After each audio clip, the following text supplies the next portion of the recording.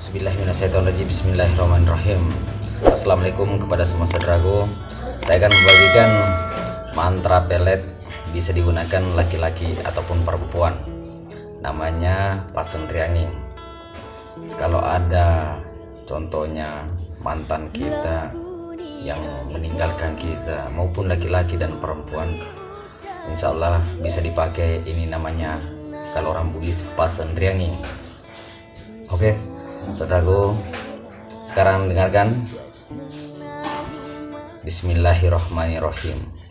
O angilau, lau kumalanga papojina andriku, ataupun kalau laki-laki sebut juga namanya, dan kalau perempuan sebut juga namanya. Terus sambung lagi. O angin rewe parewe kanga papojina andriku, sebut namanya di situ. Pagi linganga lomai cinana riatina yanu baraka la ilaha illallah baraka Muhammadar Rasulullah. Dan saya akan tulis di bawah nanti di deskripsinya, silahkan buka di situ. Mantranya saya akan tulis, dan semoga bermanfaat bagi saudaraku semua. Silahkan dipakai untuk kebaikan dan jangan disalahgunakan.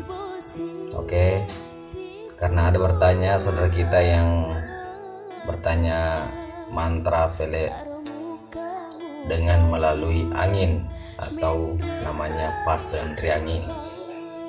Ini dilakukan oleh orang-orang dulu untuk memanggil secara jarak jauh.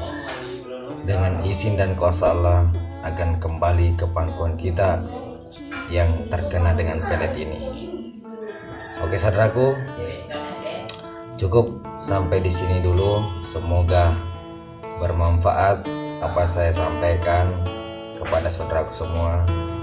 Tapi ingat, jangan disalahgunakan. Pakailah untuk mencari jodoh. Oke, saya hampir lupa kasih tahu caranya di waktu sore hari kita di depan pintu sekitar maghrib.